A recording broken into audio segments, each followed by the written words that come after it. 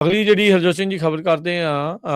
ਆਪਾਂ ਦੱਸਦੇ ਜਾਈਏ ਵੀ ਇਸ ਮੌਕੇ ਅਮਰੀਕਾ ਦੇ ਵਿੱਚ ਜੇ ਕੋਈ ਵੀ ਖਰਾਬੀ ਕਰਦਾ ਹੈ, ਖਾਸ ਕਰਕੇ ਜੇ ਤੁਸੀਂ ਇਮੀਗ੍ਰੈਂਟ ਆ ਤਾਂ ਤੁਸੀਂ ਨਿਸ਼ਾਨੇ ਦੇ ਉੱਤੇ ਪਹਿਲਾਂ ਹੀ ਹੈਗੇ ਆ, ਤਾਂ ਤੁਹਾਡੇ ਉੱਤੇ ਜਿਹੜੀ ਕਾਰਵਾਈ ਆ ਹੋਰ ਵੀ ਸਖਤ ਹੋਵੇਗੀ। ਇੱਕ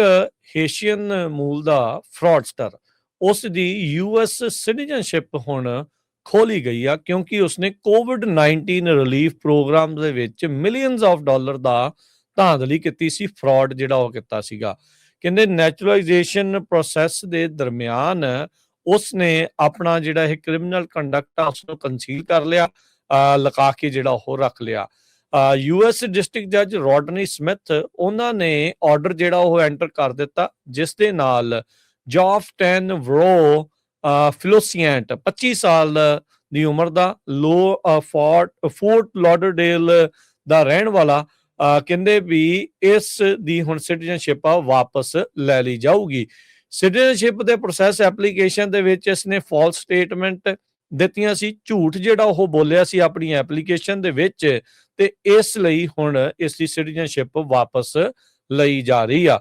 ਬਹੁਤ ਸਾਰੇ ਲੋਕ ਜਿਹੜੇ ਆਪਣੇ ਵੀ ਕਈ ਕਮਿਊਨਿਟੀ ਦੇ ਆ, ਉਹ ਜਦੋਂ ਇਹ ਸੋਚ ਲੈਂਦੇ ਆ ਵੀ ਹੁਣ ਅਸੀਂ ਸਿਟੀਜ਼ਨ ਬਣ ਗਏ ਆ, ਹੁਣ ਕੁਝ ਨਹੀਂ ਹੋ ਸਕਦਾ, ਵੀ ਹੁਣ ਜਿੱਦਾਂ ਮਰਜ਼ੀ ਕਰੀ ਜਾਓ ਜਾਂ ਜੋ ਮਰਜ਼ੀ ਹੋਈ ਜਾਵੇ। ਪਰ ਉਹ ਜੇ ਉਹਨਾਂ ਨੂੰ ਕੋਈ ਸੂਹ ਮਿਲਦੀ ਆ, ਕੁਝ ਪਤਾ ਲੱਗਦਾ ਆ ਵੀ ਤੁਸੀਂ ਸਿਟੀਜ਼ਨ ਬਣਨ ਤੋਂ ਪਹਿਲਾਂ ਕਿਸੇ ਤਰੀਕੇ ਦਾ ਕੋਈ ਫਰਾਡ ਕੀਤਾ, ਕੋਈ ਝੂਠ ਬੋਲਿਆ, ਖਾਸ ਕਰਕੇ ਜੇ ਐਪਲੀਕੇਸ਼ਨ ਦੇ ਉੱਤੇ ਕੋਈ ਝੂਠ ਬੋਲਿਆ, ਤਾਂ ਫਿਰ ਤੁਹਾਡੀ ਸਿਟੀਜ਼ਨਸ਼ਿਪ ਜਿਹੜੀ ਉਹ ਖੋਈ ਜਾ ਸਕਦੀ ਆ। ਕੱਲਾ ਇਹੀ ਨਹੀਂ, ਹਰਜੋਤ ਸਿੰਘ ਜੀ ਹੁਣ ਸਿਟੀਜ਼ਨਸ਼ਿਪ ਵੀ ਇਹਦੀ ਖੋਹ ਹੋ ਜਾਣੀ ਆ, ਤੇ ਇਵੈਂਚੁਅਲੀ ਇਸ ਨੂੰ ਡਿਪੋਰਟ ਵੀ ਜਿਹੜਾ ਉਹ ਕੀਤਾ ਜਾਊਗਾ। ਕਹਿੰਦੇ ਵੀ ਇਸ ਨੇ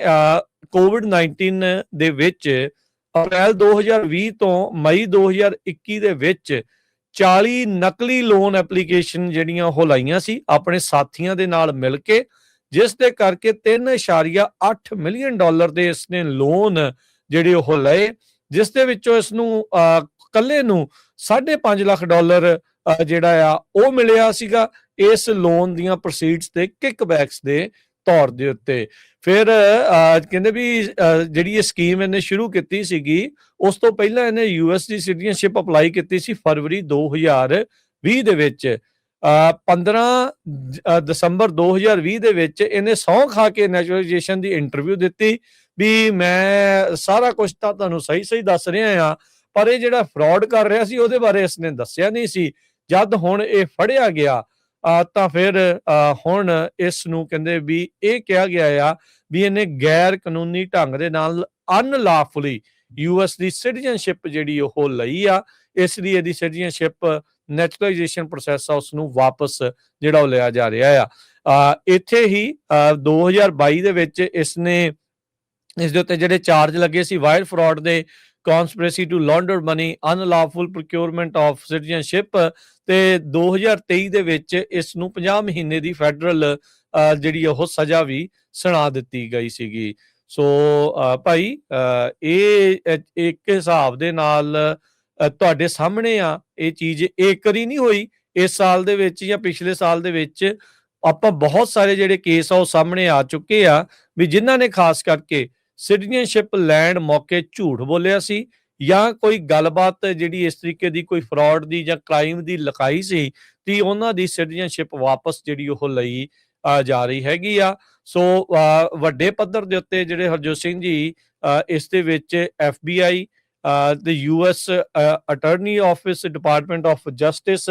IRS, HSI, SBA ਦੇ ਇੰਸਪੈਕਟਰ ਜਨਰਲ, ਇਹ ਸਾਰੇ ਦੇ ਸਾਰੇ ਜਾਣੇ ਜਿਹੜੇ ਇਨਵੋਲਵ ਸੀਗੇ, ਤੇ ਇਸ ਹੇਸ਼ੀਅਨ ਮੂਲ ਦੇ ਫਰਾਡਸਟਰ ਨੂੰ ਇਹਦੀ ਜਿਹੜੀ ਹੁਣ ਸਿਟੀਜ਼ਨਸ਼ਿਪ ਆ ਉਹ ਵਾਪਸ ਲੈ ਲਈ ਗਈ ਆ, ਤੇ ਇਵੈਂਚੁਅਲੀ ਲੱਗਦਾ ਆ ਵੀ ਸ਼ਾਇਦ ਇਸ ਨੂੰ ਡਿਪੋਰਟ ਵੀ ਕੀਤਾ ਜਾ ਸਕਦਾ ਆ।